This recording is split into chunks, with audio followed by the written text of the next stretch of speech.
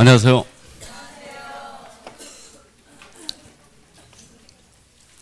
자, 오늘은 요약집 46쪽입니다. 교육공사 등의 의무. 자, 이제 개공 등의 의무인데요. 핵심 중개행위로 들어왔죠. 기본적 윤리관 의무입니다. 출제 비중은 일단 4개 정도. 확인 설명 거래계약서 금지행위, 그다음에 보증 설정 및 손해배상. 4개 정도 출제 비중이 있고요. 자, 개공 등의 의무입니다. 기본적 윤리에 관한 의무거든요. 우리 법 29조예요. 개업공사 및 소속공사죠. 이들은 전문 직업인으로서의 품위를 유지하고 신의 성실로 공정하게 중개 행위를 해야 한다. 자, 그래서 이 두 가지 의무가 29조에 명시가 되어 있고요. 이 의무는 일단 개공이 부담하는 의무고 소공 역시도 부담한다는 점. 그럼 중개보조원은 부담 의무 없다는 얘기죠. 그래서 이 정도 이해해 두시고 의무는 모르셔도 됩니다. 다만 이제 신의 성실과 관련해서요. 공동중개의 경우 이거 판례 태도니까 이해해 두시라고 했습니다. 갑의 개업공사는 A였고 의뢰 개공은 B였다. 둘이 협력하여 계약을 승하시킨 거예요. 이때 요 중개계약 당사자가 아닌 A는 요 의뢰에 대하여 신의 성실 의무가 없느냐 이 문제예요. 있다 없다. 있다라고 했죠. 다음에 B 역시도 의뢰에 대하여 신의 성실 의무가 있고 갑에 대하여 신의 성실 의무가 있다는 거죠. 그래서 직접적인 위탁 관계 없다 하더라도 자신을 신뢰하고 거래하는 이 상대방에 대하여 신의 성실을 취지로 권리의 지위에 대해서 정확히 확인하는 게 우리 판례였습니다. 그래서 이 정도 이해주시고 그 다음에 이제 우리 선량한 관리자의 주의 의무라는 게 있죠. 그래서 이거는 명문의 규정이 있는 게 아니에요. 그래서 선량한 관리의 주의 의무는 선관주의 의무라고도 부르고 있고요. 그래서 이거는 학설 판례에 의하여 인정된 의무임을 일단 이해만 해두시고요. 그럼 선량한 관리의 주의라는 것은 통상의 주의력이다. 이 정도 이해해 두시면 되고 이게 인정된 취지가 우리 부동산 중개계약은 민법상 뭐와 유사하다고요? 위임과 유사하다고 했습니다. 그래서 위임에 있어서 수임인, 타인의 사물을 처리하는 자죠. 이 자는 선관주의가 있다고 그랬죠. 그러니까 개공 역시도 이 의무가 있다는 거예요. 그래서 위임과 유사하기 때문에 선관주의 의무가 인정이 되고 있고요. 여기에 관련된 판례로서는 한 가지만 이해하고 있으면 돼요. 그래서 갑이라는 자가 개업공사 A한테 물건 팔아달라고 의뢰한 거예요. 그러면 이 A는 갑이 진정한 소유자인지를 확인해야 되죠. 그러니까 소유자 확인하는 방법에 있어서 선관주의가 나타나고 있는데 일단 등기상 증명서 발급받아 봐야 되고요. 나아가서 이자에게 주민증 달라고 해야 되죠. 그럼 여기까지만 조사 확인을 했어요. 이건 선관주의를 다 한 거다 못한 거다? 못한 거다. 이건 기본이라겠어요. 최소한입니다. 그래서 개공은 선관주의 의무가 있기 때문에 이자가 알지 못하는 자였습니다. 그러면 등기 권리증 확인해야 되죠. 그래서 등기 권리증 확인해야 되고 나아가서 탐문이나 인감증명서 등을 통하여 더 확인할 필요가 있다. 여기까지가 개공의 선관주의라고 했습니다. 그래서 이 정도고 선관주의를 다하지 못하면 결국은 개공에게 과실이 인정되는 거죠. 그로 말미암아 만약에 의뢰인이 손해입었다. 그럼 손해배상 책임으로 필연적으로 연결되게 됩니다. 그래서 이 정도 이해해 주시고 자, 그다음 마지막으로 이제 윤리와 관련된 의무로서 비밀 준수 의무가 있어요. 그래서 전문 직업인들은 대다수 이제 비밀 준수 의무가 있다고 그랬는데 이거는 일단 적용 대상이 누구냐면 개공 등이라는 거죠. 그래서 개업공사 등은 이법 및 다른 법률에 특별한 규정이 있는 경우를 제외하고는 그 업무상 알게 된 비밀을 누설하여서는 안 된다 그랬어요. 그럼 개공 등이란 표현은 중개보조원도 비밀 준수 의무가 있다는 거죠. 자, 그다음 이제 이거는 이법 및 다른 법률에 특별한 규정이 있는 경우는 제외한다고 그랬으니까 일단은 반드시 지켜야 될 의무는 아니라는 거. 요걸 이해를 해둡니다. 그러니까 안 지켜도 되는 예외가 있다는 얘기예요. 그래서 우리 법에 고지할 의무와 비밀을 지킬 의무가 충돌했습니다. 그럼 뭐가 문제라고요? 고지할 의무가 문제라고 그랬고요. 나아가서 이제 그 형사 절차나 민사 절차나 이런 이제 절차에 개공 등이 증인을 출석했다. 그럼 증언의 의무가 있기 때문에 이때는 안 지켜도 되고요. 나아가서 세법상 세무조사 당한다. 그럼 이때는 비밀을 지키지 않아도 됩니다. 자, 그다음 이제 요거는 언제까지 지켜야 되느냐? 준수 기한에 관한 문제인데 이거는 업무를 떠난 후에도 또한 같다 그랬죠. 그러니까 직을 사임을 하든 이제 폐업을 하든 관계없이 끝까지 무덤에 갖고 가실 의무라고 그랬고요. 마지막으로 이것을 위반해서 제재 꼭 기억해야 됩니다. 1-1이에요. 그래서 1년 이하 적돈 1,000만 원의 벌금인데 이거는 피해자의 명시한 의사에 반하여 처벌할 수 없는 거죠. 이게 반의사 불벌죄다. 그래서 여기까지 이해를 해 두십니다. 그럼 여기까지 문제 확인합니다. 자, 그러면 그 판례의 태도는 여러분들이 쭉 읽어보시고요. 문제집 들어갑니다. 98쪽. 1번 문제는 할 수 있다, 해야 한다 연습인데 그냥 확 통과하기는 그러니까 잠깐 보고 갑니다. 1번 문제 98쪽.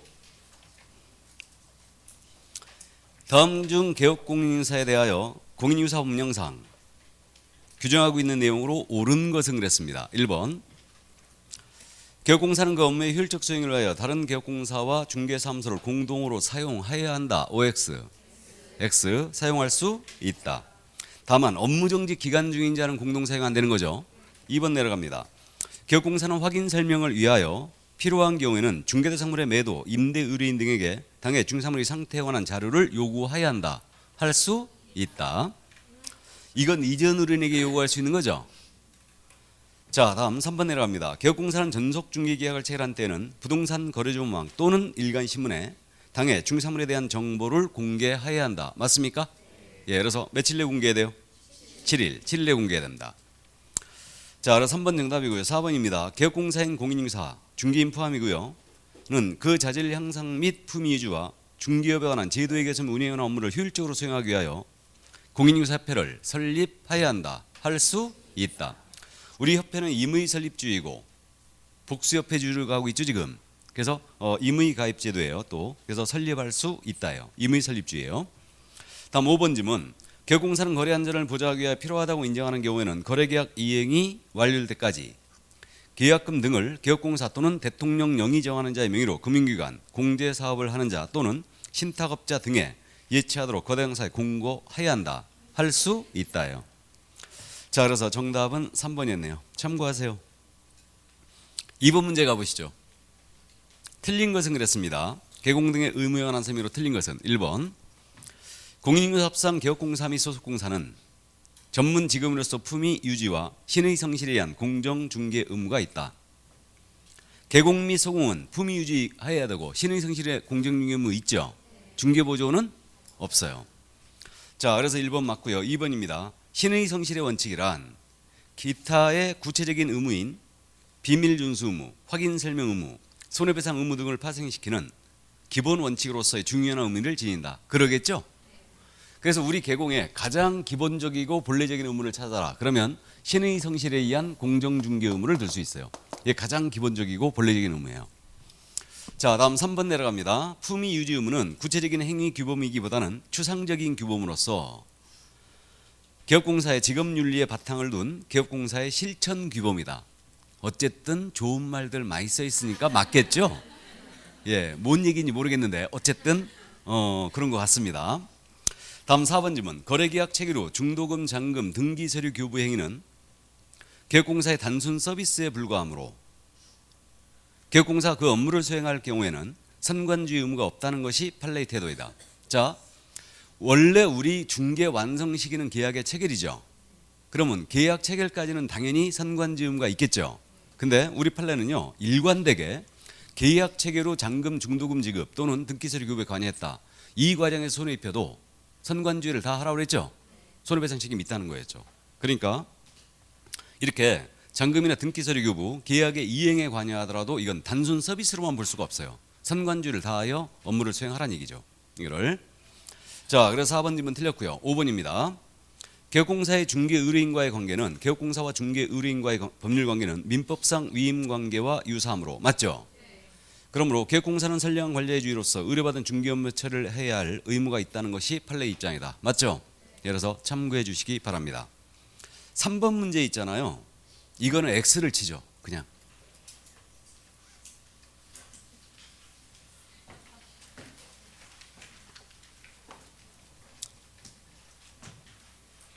왜요? X 치니까 이상해요? 3번 문제는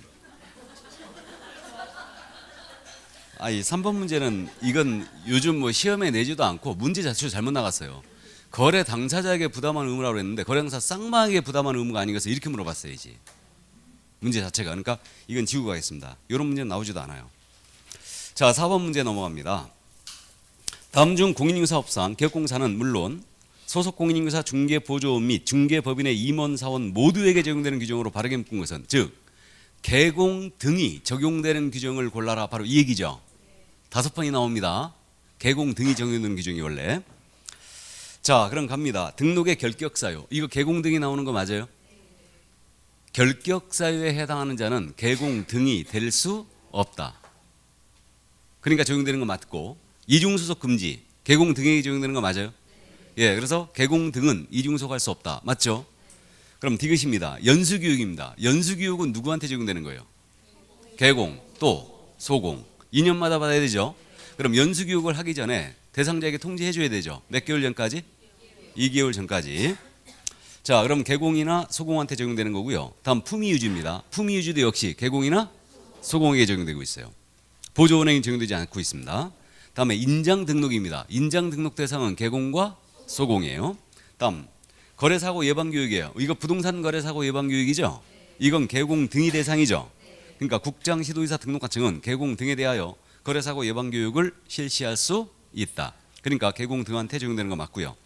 다음에 비밀준수 의무입니다. 이거 개공 등에 적용되는 거 맞죠? 그래서 개공 등은 업무상 알게 된 비밀을 누설하면 안 되고요. 다음 금지행위도 금지행위를 개공 등은 해서는 안 되죠. 예, 그러니까 역시 적용되는 규정입니다. 그래서 개공 등이 나오는 규정 5번이 바로 기역, 니은, 비읍, 시옷, 이응 이렇게 됩니다. 5번이죠. 자, 그럼 5번 문제 내려갑니다. 개공사 등은 중개행위를 하는 과정에서 알게 된 비밀을 준수해야 한다. 비밀 준수 의무에 관한 기술 중 옳은 것은 그랬는데 1번입니다. 중개 업무를 담당하지 않는 중개보조원에게는 비밀 준수 의무가 없다. 있다 없다? 있다. 중개 업무 담당 여부 불문 비밀 준수 의무가 있다고 봐야 되고요. 2번 질문. 개업공사 등이 중개 업무에 종사하는 기간 동안 준수해야 하는 의무이다. 중개 업무 종사하는 기간 동안 준수해야 되는 거 아니에요? 떠나서도 적용돼야 되죠. 그러니까 이제 여러분들은 틀렸다고 일단 봤는데 이거 틀린 지문이잖아 지금. 그죠? 근데 이게 진짜 틀렸을까요? 중개 업무에 종사하는 기간 동안 준수해야 되는 거 아니에요? 맞잖아요. 그러니까 중개 업무 종사하는 기간 동안만 만자 써 넣으세요. 그리고 틀린 지문으로 정리합니다. 그럼 2번 틀렸죠? 이거 업무를 떠난 후에도 지켜야 되는 겁니다. 자, 그래서 2번 틀린 걸로 정리합니다. 만자를 써놓고. 다음 3번 질문. 개업공사 등은 이번 및 다른 법률에 특별한 규정이 있는 경우에도 비밀을 누설하여서는 아니 된다. 특별한 규정이 있다면 준수할 의무가 없는 거죠. 장난쳤습니다. 그래서 특별한 규정이 있는 경우를 제외하고는 업무상 알게 된 비밀을 누설해서는 아니 되죠. 예를 들어서 규정이 있는 경우에는 당연히 비밀을 준수해 줘야 됩니다. 지킬 의무가 없죠. 이때는. 자, 그래서 3번님 틀렸고 4번입니다. 비밀 준수 의무를 위반한 자에게는 행정형벌을 부과한다. 맞아요? 자, 행정형벌은 3년에 3천, 다음에 1년에 1,000인데 행정형벌을 부과한다. 이걸 얘기하는 거죠? 맞습니다. 그래서 비밀 준수 의무를 위반한 자에게는 행정형벌을 부과한다. 1-1이란 얘기예요. 맞습니다. 다음 5번 질문. 비밀 준수 위반죄는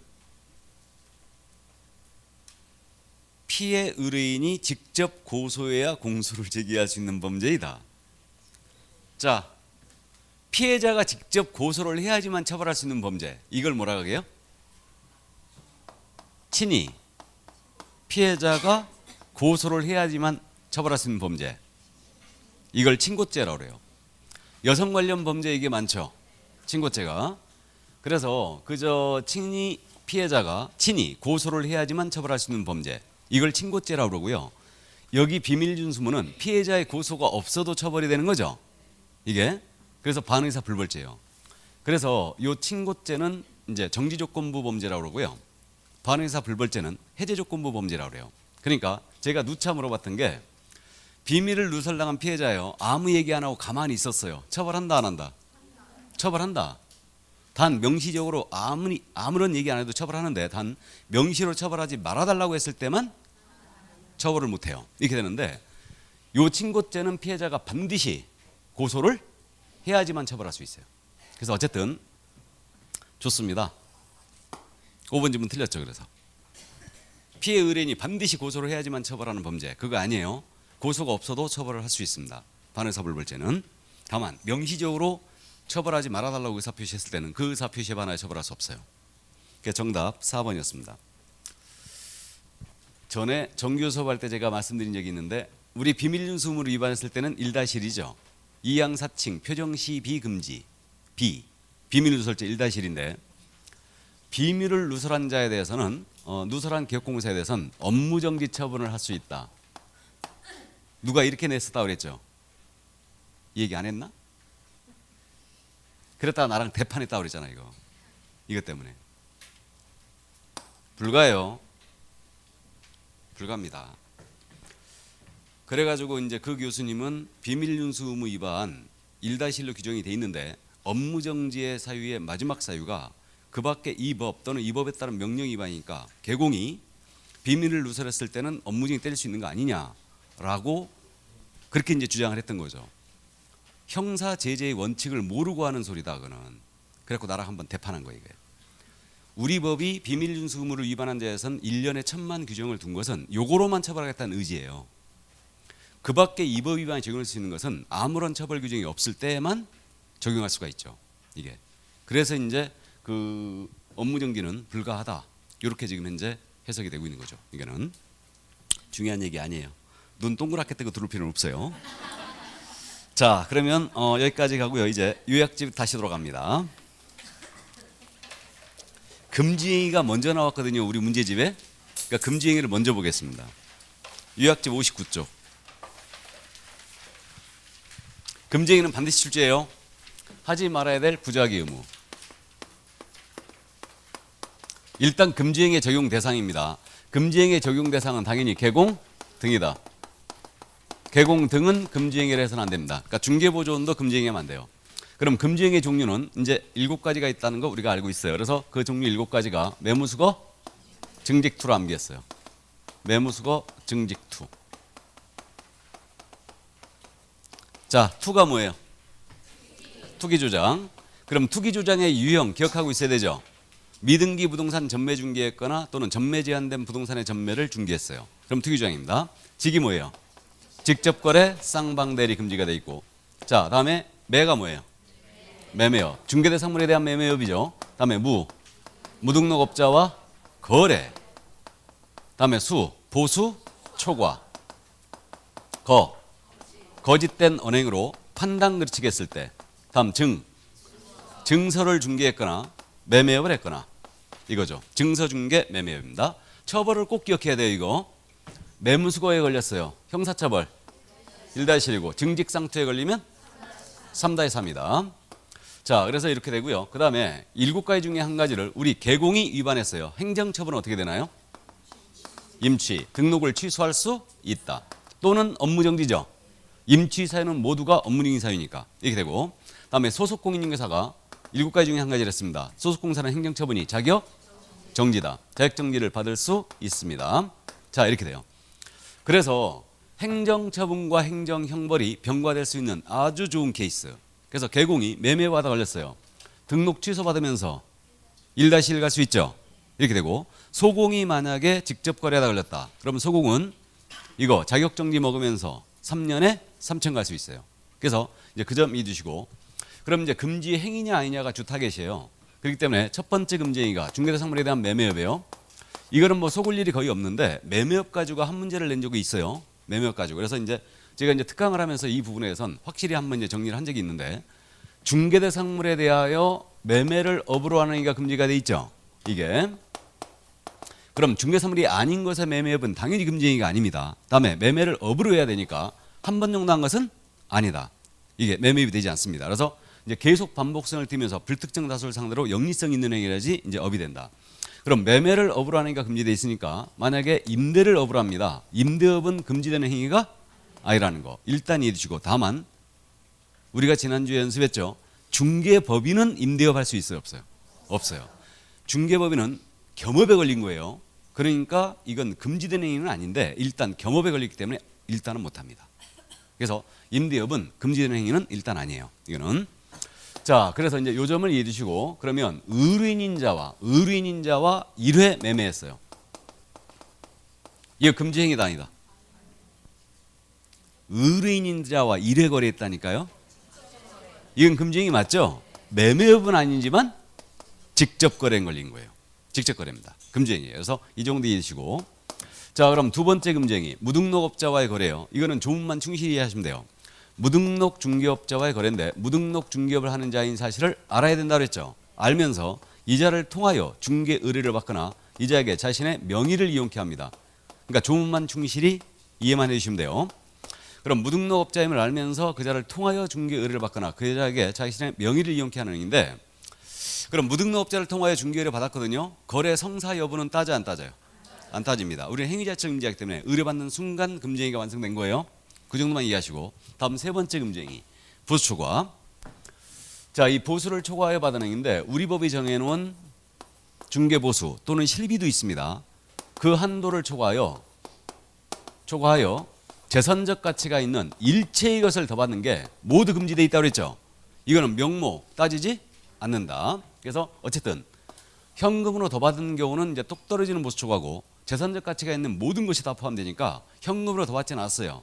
백화점 상품권을 받았다, 비싼 양주를 받았다, 자동차 받았다, 보석 받았다, 전부 다 해당되는 거죠. 일부를 증여받았어요. 부동산의 일부를. 그래도 금지행위예요. 보수가 걸린 겁니다. 어떤 식으로든 더 받지 말라는 얘기죠. 자, 그럼 이제 나머지 케이스 바이 케이스인데, 일단 분양 대행을 해주고 또는 컨설팅을 해주고 또는 권리금, 상가 거래하면서 권리금 거래 소개했습니다. 이거는 모두 중개에 해당한다 안 한다? 안 한다. 그러니까 보수 초과에 걸 일이 없더라. 이 점 꼭 이해해 두시고, 그 다음에 쌍방 당사자가 약정을 했어요. 그래서 일방이 보수를 전액을 부담하기로 한 거예요. 그 일방으로부터 전액을 다 받은 겁니다. 보수 초과다 아니다? 아니다. 무료 중개행위는 위법이다 아니다?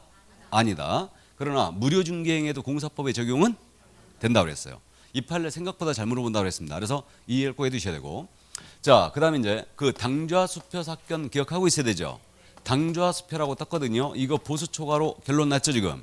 그래서 당좌수표, 액면금액의 한도를 초과한 당좌수표를 교부받고 후일 부도 처리됐다. 보수초과 맞죠? 그대로 반환했어요. 그래도 보수초과했다. 그래서 이제 이 점 믿으시고, 그럼 이 사건에서 했던 얘기가 금지행의 성립 요건에는 의뢰인의 재산상 손해발생은 금지행의 성립 요건에 해당한다 안 한다? 안 한다. 의뢰인이 손해를 입어야지만 금지행위가 완성되는 거 아니라고 그랬죠.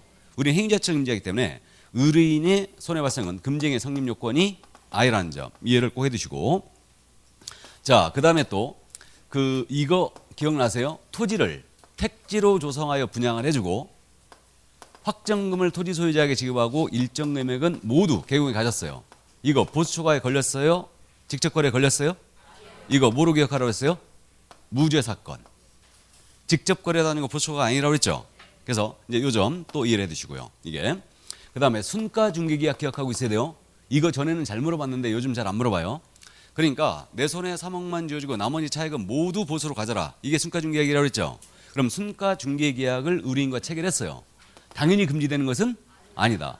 그 차액 부분을 법정 한도를 초과해 받았을 때 비로소 금지해야 된다고 했죠. 그러니까 이거는 상대적 금지에 불과하다라고 말씀드렸고, 다만 일반적으로 금지된다 봐야 되죠. 그래서 이제 어쨌든 이 순가 중개계약은 당연 금지되는 중개계약은 아니다. 그래서 이 점 이해두시고, 자, 그다음에 이제 네 번째 금지행위예요. 거짓된 언행으로 의뢰인의 판단 그르치게 하는 게 금지되어 있는데 거짓말하지 말라는 얘기였어요. 그래서 이 거짓말하지 말라는 게 일단은 중개대상물의 거래상 중요사항이에요. 중개대상물의 거래상 중요사항에 대하여 거짓된 언행 등으로 판단 그르치게 하는 게 금지되어 있는데, 이 중개대상물의 거래상 중요사항에는 물건 자체에 관한 사항은 당연히 거래상 중요사항이에요. 근데 물건 자체에 관한 사항이 아니고 가격입니다. 시세정보, 거래상 중요사항이 될 수 있다 없다? 있다라고 했습니다. 이 판례 기억을 해두시고, 그럼 이제 나머지는 또 케이스 바이 케이스인데 소송이 제기된 사실을 숨기고 거래시켰습니다. 그럼 거짓된 행위 맞죠?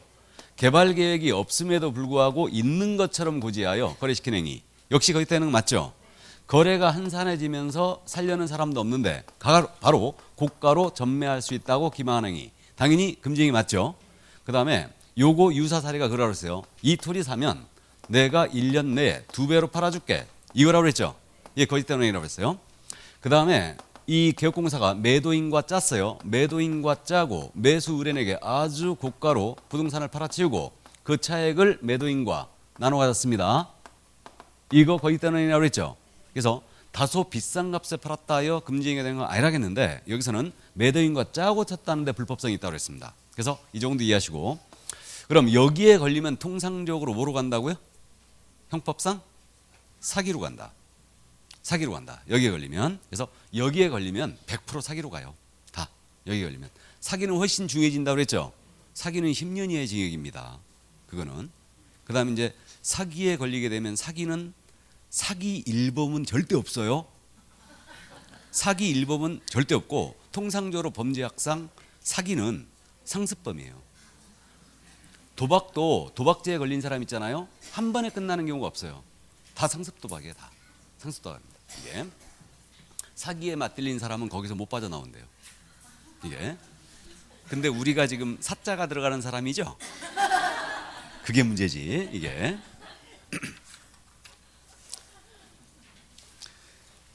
어제도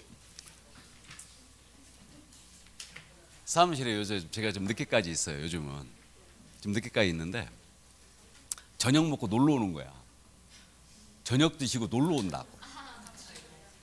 그래가지고 이제 그 어제도 내가 한 8시쯤 해갖고 이제 퇴근하려고 주섬 좀 싸고 있는데 젊은 부부가 훅 들어온 거야.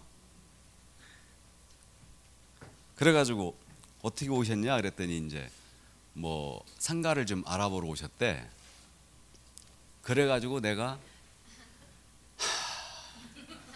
또 주변을 또 1시간 또 넘게 돌았잖아요. 밥도 못 먹고 쫄쫄 굶고 당 떨어져갖고 아주 죽을 뻔했는데 또 어쨌든 그래갖고 이제 몇 개를 이제 찍어갖고 이제 보여드리고 와서 이제 사무실 들어와서 다시 이제 더우니까 또 이제 시원한 거 이제 한 잔씩 먹으면서 물어봤어.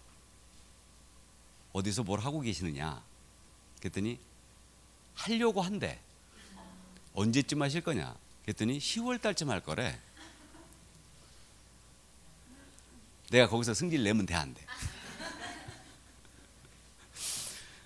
알아보러 오신 거지. 알아보러. 예. 어쨌든 뭐 성향은 좋아 보이는데, 그래갖고 성향은 제가 젊은 사람들한테 상처를 몇 번 받았다고 그랬죠. 예, 특히. 그러니까 성향은 좋아 보이는데 이제 그래놓고 또 이제 딴 데 가서 계약하고 간다. 그럼 또 꼭 주더라요. 한 3일 잠 못 자 또 열받아 갖고 못 잡니다. 그러지들 마세요. 그죠? 그러지들 마세요, 제발. 우리는 안 그래.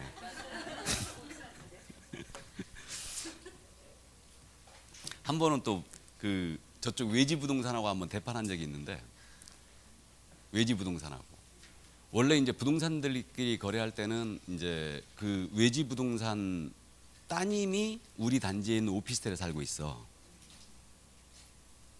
그래갖고 그걸 빼달래. 근데 그 집을 넣어준 집이 우리 친한 부동산이에요. 근데 왜 그 집에 안 가고 일로 왔을까?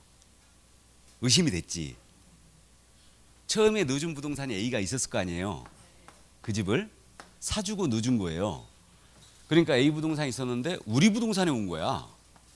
이 손님이 빼달라고. 근데 나중에 가면서 명함을 주고 가는데 여기가 부동산이더라고. 그 부친이. 그래서 손님을 붙였다 우리가. 보수 안 주겠다는 거야. 보수 안 주겠다. 그래가지고 그럼 우리 공동중개대 우리는 공짜로 하는 거 아니야. 그러면 보수를 못 준다는 얘기를 했어야 될 거 아니냐. 이거를 명함 준 게 뭐냐고. 보수 안 주겠다는 의미 아니냐고. 그래갖고 그쪽에서는 그렇게 하나 보죠. 네, 그랬어. 근데 이제 우리는 항상 그러잖아요. 부동산이면은 손님을 보낼 때도 우리는 부동산이다. 그렇게 얘기하고 이제 나중에 보수는 협의하자. 아니면 이제 보수 못 주겠다면 확실히 얘기를 해야지. 그쪽에서 알아서 받아라. 이게 그렇게 해야 되거든요. 상식적으로 알고 계세요. 나중에 이제 부동산끼리 거래할 때도 보수를 준다 안 준다 꼭 얘기해 줘야 돼. 뭔 얘기인지 알았지? 명함만 덜렁 주고 오면 안 된다고. 이게 그래서 이제 어쨌든 그 여기도 이제 어제 진행을 하면서 이것도 이제 우리는 물건을 버렸지 여기를. 그리고 그 계약 깨버렸어 우리가. 이거 안 한다고 깨버렸습니다. 이거 그래갖고 계속 못 뺐지. 몇 개월 동안 못 뺐어요. 이거 우리가 깨버려가지고 안 한다고. 그래갖고 이제 다른 부동산에서 이제 우리가 다 친한 부동산 다 얘기해놨지 또. 그냥 놔두면 안 되잖아요. 이거. 그게 올 초에 있었던 일이거든. 여태 못 뺐어요 그거. 그랬다가 이제 최근에 어젠가 빠졌다가 돼. 그래갖고 이제 어젠가 또 뺐다 가더라고. 저쪽 아래쪽 부동산에서. 저쪽 아래쪽 부동산에서 이제 뺐다 가던데 어쨌든 거기도 보수 못 받았을까. 또 대판할 거야 아마. 그나마. 그러니까 부동산들이 욕먹는 거야. 그렇게 하면 안 되지. 들을. 우리는 다 줘요. 나는 여태까지 옮기면서 이기통에 있잖아요 지금. 나는 오히려 더 주면 더 줬지 깎아본 적도 없고 안 줘본 적도 없어요. 여러분들 그렇게 하세요. 근데 왜 그 얘기가 나왔지? 자 어쨌든 그래서 이 거짓 대노인의 판단치가 여기까지가 이제 1년짜리였고요. 그 다음에 이제 3년짜리 세 가지로 합니다. 증서 등의 중개 매매.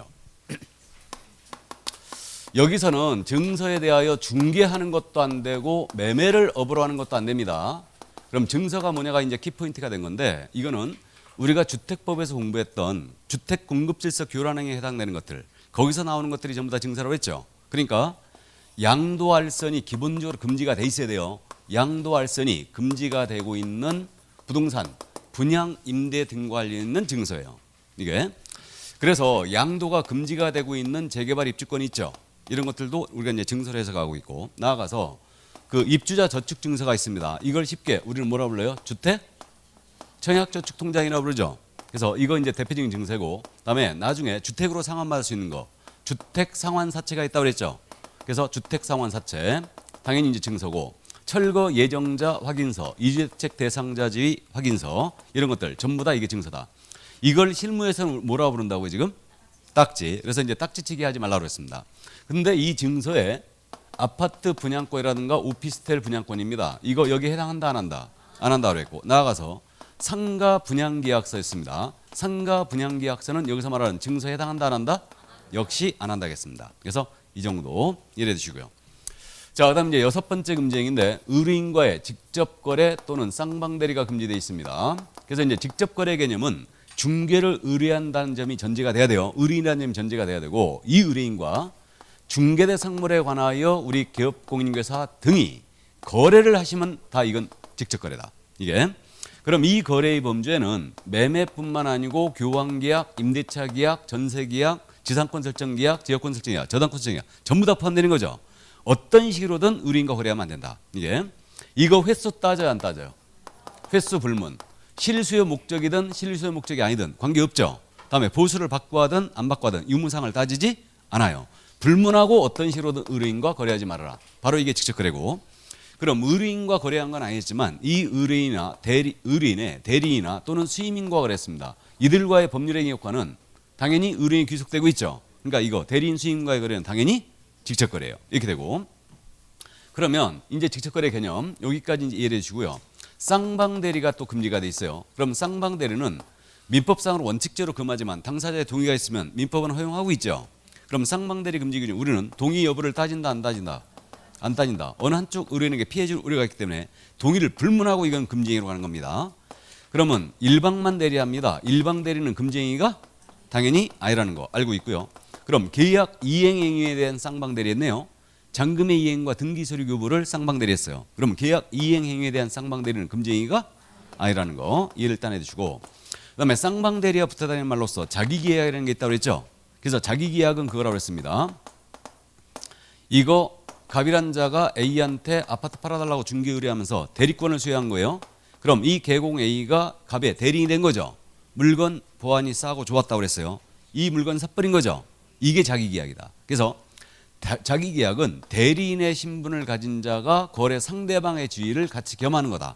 이게 자기계약인데 민법상 원칙적으로 이제 금하고 있지만 당사자의 동의가 있으면 허용되더라. 우리는 동의불문 이거 금지행위죠. 자기계약은 어디에 걸렸다고요? 직접 거래에 걸렸어요. 결국은 의뢰인 소유의 부동산을 매수한 거니까. 그래서 이 점 일단 또 이해해 주시고 자 그래서 직접 거래 쌍방대리 여기까지였고요. 그 다음에 이제 마지막으로 투기주장입니다. 요 투기주장은 유형이 두 가지가 있습니다. 탈세를 목적으로 미등기 부동산의 전매를 중개했거나 또는 전매가 제한된 부동산이에요. 그래서 전매가 제한된 부동산의 전매를 중개했어요. 그래서 이게 투기 유형 두 번째다. 미등기 부동산 이거 탈세 목적 미등 부동산 전매 중개. 갑으로부터 을이 부동산 매수하여 자기 앞으로 등기 쳐야 되는데 안 했다는 얘기죠. 그리고 병에게 바로 팔아치웁니다. 이 거래를 소개하면 안 된다고 그랬어요. 그러면 요 을이 전매차익 여부를 따진다 안 따진다? 안 따진다. 전매차익 불문하고 이건 금지행위라고 그랬죠. 그래서 5억에 샀는데 팔기는 4억 8천에 팔았어요. 그래도 2천만 원 손해 봤어도 이걸 중개하게 되면 분명히 투기정으로 갑니다. 그래서 이제 이 점 이해하시고 전매 제한된 부동산 전매 중개했다. 이게 대표적으로 그저 뭐 임대주택법상 임대아파트들은 일정 기간 동안에 임대 의무 기간이 있죠. 이 기간 중에 있는 임대아파트에 대하여 임대사업자가 몰래 이걸 팔아치워버리는 거죠. 이걸 전매 중개하게 되면 전매 제한된 부동산의 전매를 중개한 거예요. 그래서 그러면 이제 투기조항으로 처벌됩니다. 이게 자 그래서 여기까지 이게 바로 이제 금지행위였고 나머지는 이제 다 판례의 태도인데 판례의 태도는 거의 다 언급을 했습니다. 그래서 60쪽, 61쪽에 판례가 쭉 정리돼 있죠. 이거 반드시 정리해 주셔야 됩니다. 자, 그래서 일단 거기까지고 나머지 이제 문제 풀면서 정리할까요? 101쪽.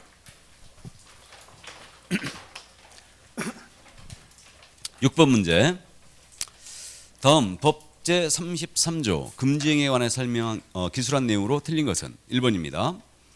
개업공사 법인의 사원 임원, 소속공사, 중개보조원 등에게 적용되는 규정이다. 맞죠?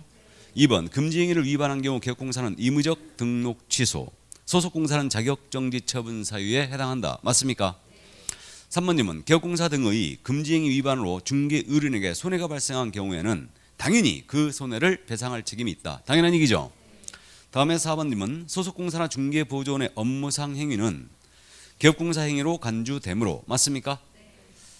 고용인이 금지행위 위반하게 되면 개업공사가 행정처분으로서 중개사무소 개설록 취소나 업무정지 처분을 받을 수 있다. 알아보시겠어요?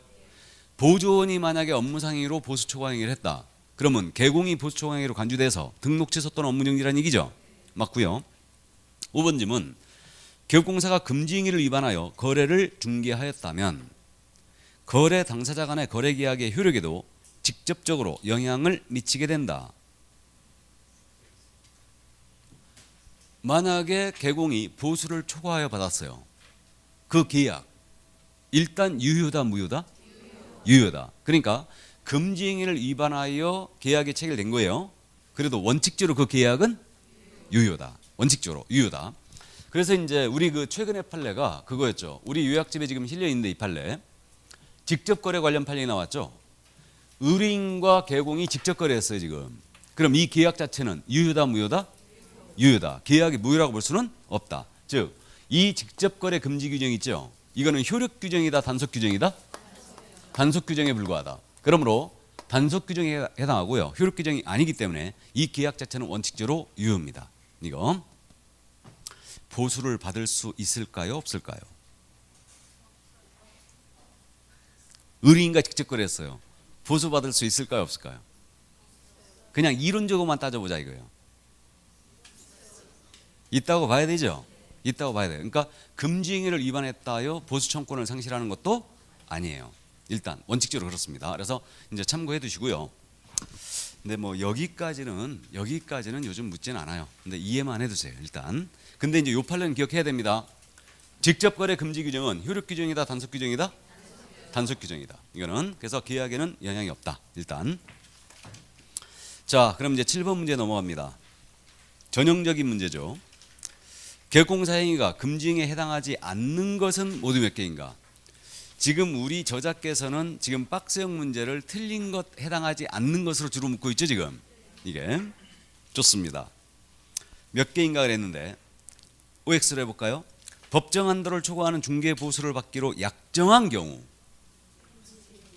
자, 약정한 경우에 밑줄 쫙. 그럼 순가 중개 계약을 체결했습니다. 차액으로 받기로 금지되는 행위 아니에요. 법정 보수가 200만 원이에요. 300만 원 받기로 약정을 했어요. 금지 행위 아니에요. 아니에요. 약정만 갖고는 처벌할 수 없어요. 우리 저자의 주특기. 약정한 경우. 이건 금지 행위 아니에요. 그래서 한도를 초과하여 이제 중개부서로 받기로 약정을 해놓고 그 한도를 초과하여 받아야 됩니다. 그래야 비로소 금쟁이가 된 거예요. 약정한 경우는 금쟁이가 아니에요. 그럼 X죠. 니은입니다. 아파트 분양권의 매매를 업으로 한 경우. 아파트 분양권은 중개사물이 맞죠. 매매를 업으로 했죠. 그래서 매매를 업으로 한 경우는 금쟁이에요. 1-1이죠. 다음 디귿입니다. 주택 청약저축통장의 매매를 알선한 경우. 자, 주택 청약저축통장의 밑줄이고 알선했다고 그랬죠. 증서 중개. 증서 중개입니다. 3-3. 자, 그래서 이거 제가 이제 즐겨 쓰는 건데 아파트 분양권의 매매를 업으로 하는 행위는 금쟁이 맞죠? 1-1이에요. 금쟁입니다. 근데 아파트 분양권의 매매의 알선을 업으로 하는 행위. 이건 금쟁이 아니에요. 금쟁이 아니죠. 이건 중개업이죠. 중개업이잖아요. 특강 자료 꼭 다시 보라고 그랬습니다. 그거. 이거 정리돼 있죠. 이거 가지고 한 문제를 냈다니까요. 매매업 가지고. 그러면 청약저축통장의 매매를 업으로 했어요. 금쟁이 아니에요. 금쟁이죠. 이거는 몇 년? 3-3이에요. 주택 청약저축통장의 매매의 알선을 업으로 했어요. 금쟁이 아니에요. 이건 금쟁이죠. 이건 증서중개업 아니에요 지금. 맞죠? 그러니까 금쟁이에요. 알아보시겠어요? 그래서 이거 알아두셔야 됩니다. 비슷비슷하지만 정확하게 구분해야 됩니다. 중개대상물에 대한 매매를 업으로 하는 건 금쟁이에요. 근데 중개대상물에 대하여 매매의 알선을 업으로 하는 건 금쟁이가 아니에요. 중개업이지 이거는. 근데 청약통장의 매매를 업으로 하는 건 금쟁이에요. 이건 3-3이에요. 청약통장의 매매의 알선을 업으로 하는 행위도 금쟁이에요. 왜 그러냐면 증서를 중개하는 행위도 안 되고 매매업을 하는 행위도 안 되거든요. 이해되십니까? 그 의도하에 이 지문이 나간 거예요 지금. 니은 디귿. 자, 그래서 이해를 해두시고 다음 디귿입니다. 리을입니다. 의뢰인의 대리인과 거래를 한 경우. 의뢰인의 대리인과 거래했죠. 그럼 이건 직접 거래로 봐야 되죠. 3-3이에요. 다음 미음. 중개 의뢰인을 대리하여 타인에게 중개대상물을 임대하는 경우. 자, 중개 의뢰인을 대리했죠. 임대를 했습니다. 그럼 이건 금지된 행위가 아니죠. 일방 대리로 봐야 되죠. 다음 비읍입니다. 자신이 거주할 주택을 광고를 보고 매수한 경우. 자, 광고의 밑줄, 매수의 밑줄. 그러면 광고한 자는 의뢰인이다 아니다? 아니다. 우리가 문제를 풀 때 직접 거래를 판단할 때는요. 자신의 주관을 섞으면 안 된다고 그랬죠. 그러니까 이거 의뢰인이라는 말 또는 의뢰인의 대리인과 거래했다는 내용이 나와야 됩니다. 그러니까 친구의 주택과 자신 소유의 주택에 교환 계약을 체결했다. 이거 금지행위 아니라고 그랬죠. 다시 우리 개업공사가 자신의 주택과 친구의 주택에 교환 계약을 체결하는 행위예요. 금지행위다 아니다? 아니다. 친구라고 했지 의뢰인이라고 추정하면 안 된다고 그랬죠. 똑같아요. 광고한 자입니다. 광고한 자에게 전화해서 내가 그 주택 살게 그런 거예요. 이건 직접거래에 해당한다 안 한다? 안 한다. 의뢰인이 아니에요. 이거는. 자, 그래서 마찬가지로 광고한 자 이자와 거래이기 때문에 직접거래에 해당하지 않습니다. 다음 히읗입니다. 자신의 배우자 소유 부동산이에요. 배우자 소유 부동산의 밑줄이죠. 중개 의뢰인에게 매각하도록 중개를 했다. 이건 정당한 중개 활동이죠. 그럼 배우자 소유의 건물을 의뢰인에게 매각한 행위, 이것도 직접거래에 해당하지 않아요. 이거. 그래서 재산상 법률행위에 대해서는 부부는 완존이 남이라고 그랬죠. 예, 완존이 남입니다. 네 거는 네 거, 내 거는 내 거. 근데 우리 집은 네 거는 내 거, 내 거는 내 거. 자, 이응입니다. 중개 의뢰인의 요청에 의하여 쌍방을 대리했다. 쌍방 대리죠 지금. 그럼 금지행위 맞습니까? 예, 그래서 3-3에 해당됐죠. 그러면 몇 개? 해당하지 않는 거라고 그랬죠 지금. 그러면 기역, 미음, 비읍, 히읗 4개였습니다. 다행히 해당하는 것도 4개죠 지금. 4개가 3번에 있네요. 옮겨 적을 때 주의하시고. 자, 3번 내려갑니다. 다음 중 법정 보수 또는 실비 초과 소수 금지에 관한 판례 입장으로 틀린 것은 1번입니다. 토지를 분할하고 택지로 조성하여. 토지를 분할하고 택지를 조성하여. 이게 밑줄이죠 그럼. 그럼 택지 조성 분양 사건 나왔죠.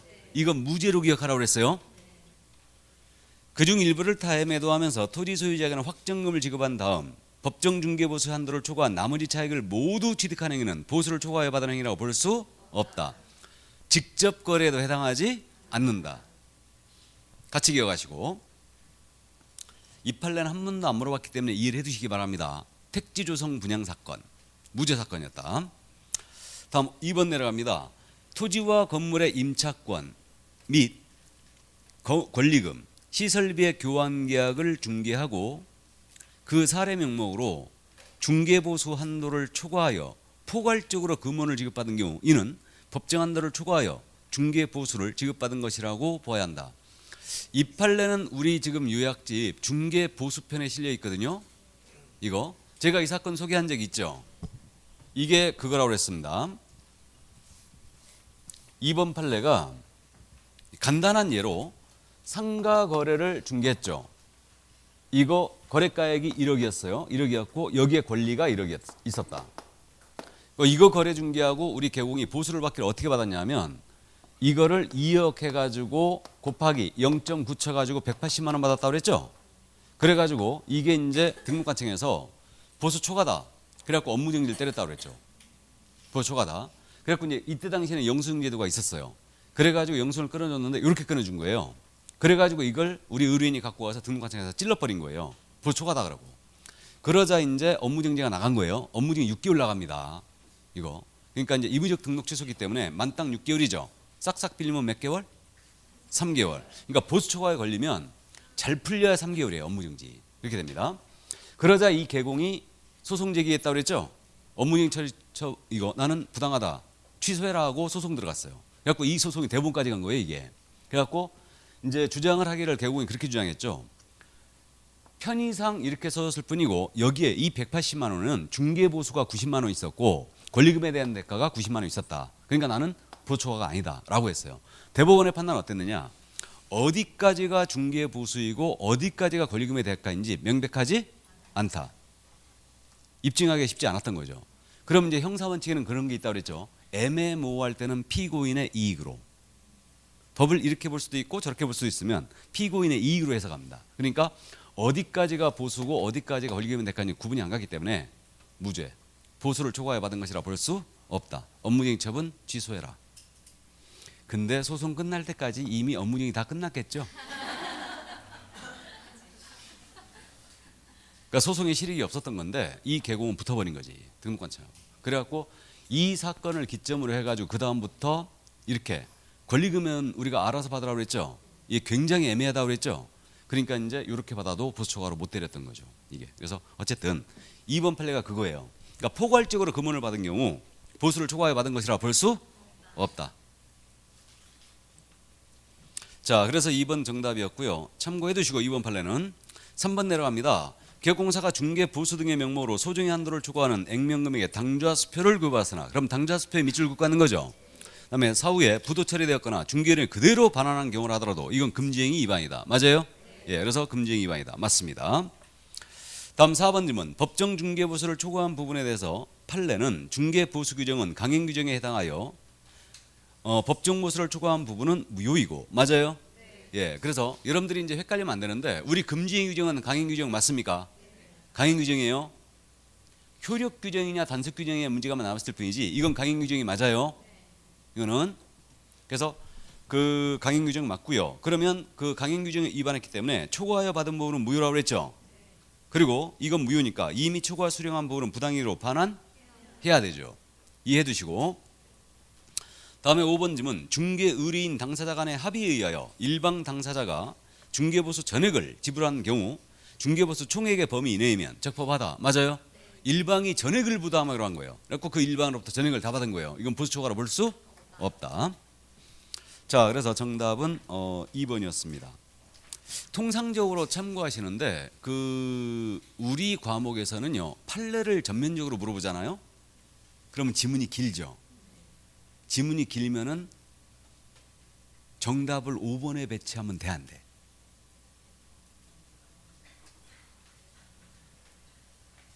아, 그냥 여담이에요. 판례를 쫙 이렇게 내면서 정답을 5번에 배치하면 되냐고요. 안 되겠죠. 전부 다 읽어봐야 되잖아. 시간이 걸리죠. 1분 내에 풀어야 되잖아 지금.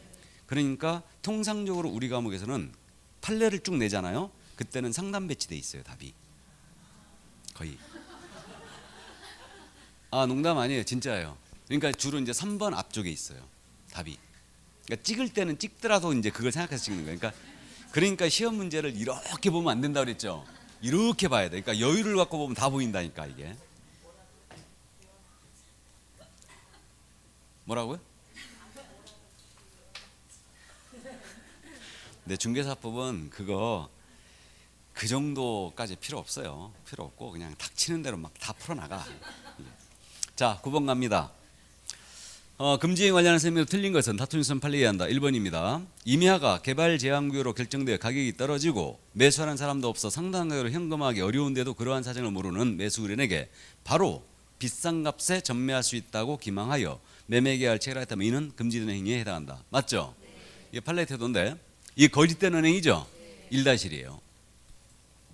2번 질문. 개업공사는 중개 의뢰인으로부터 자기 대리, 쌍방 대리를 허락받아도 이게 자기 대리란 말이 맞아요? 우리 민법 공부하고 있잖아요 지금. 자기 계약이라고 합니까? 자기 대리라고 합니까? 자기 계약이라고 하죠. 예. 나는 이제 공부한 지가 하도 오래돼갖고 이렇게 바뀌었나.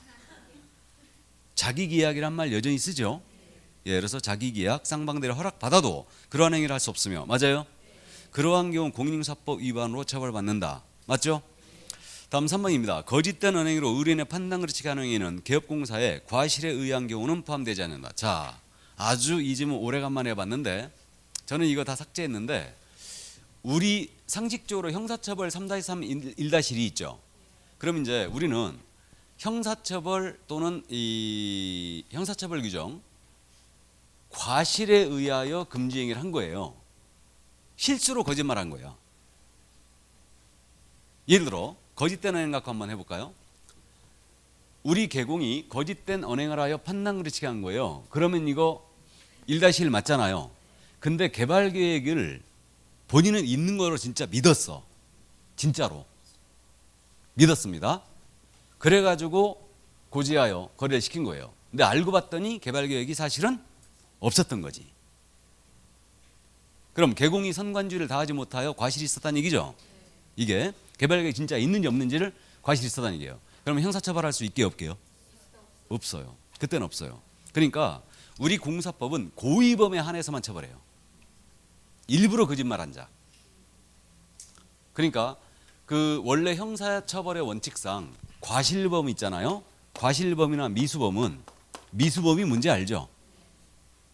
범죄의 실행에 착수했으나 범죄를 완성하지 못한 경우, 그러니까 훅 찔렀는데 안 죽은 거예요. 그럼 살인미수죠. 살인미수인데 어쨌든 과실범이나 미수범은요. 미수범은 처벌 규정이 있어야 처벌할 수 있어요. 과실에 대하여 별도로 처벌한다라는 규정을 뒀을 때만 처벌할 수가 있고요. 이런 규정이 없다면은 처벌할 수가 없어요. 근데 우리는 과실범을 처벌한다는 규정이 없어요. 없어요. 그러니까 금지 규정은 고의범의 하나에 처벌합니다. 참고해 두세요. 4번 질문 참고해 두세요. 자, 그래서 3번 질문. 이제 이런 거는 저는 문제집에서 싹 다 빼버렸는데 어쨌든 과실범 처벌 규정은 없습니다. 고의범의 하나에 처벌해요. 우리는. 다음 4번 질문입니다. 법정보수 초과수수의 금지 행위가 성립하기 위해서는 중개의뢰인에게 현실적인 재산상 손해가 발생될 것을 요한다. OX, X. 이거 당좌수표 사건에서 나왔다는 얘기죠. 그래서 현실적인 재산상 손해 발생을 요건으로 하지 않는다. 그래 틀렸고 5번입니다. 상가의 전부를 매도할 때 사용하려고 매각 조건 등을 기재하여 인쇄해 놓은 양식에 매매 대금과 지급기일 등 해당 사항을 기재한 분양계약서는 이게 바로 다름 아닌 상가 분양계약서예요. 이게 그럼 이 상가의 분양계약서는 상가의 매매계약서일 뿐 공사법 제33조 5소정에 부동산 임대, 분양 등과 관련있는 증서라고 볼 수 없다. 알아보시겠죠? 예, 그래서 정답은 4번이었습니다. 좀 쉬었다 할까요? 예, 좀 쉬었다 하겠습니다.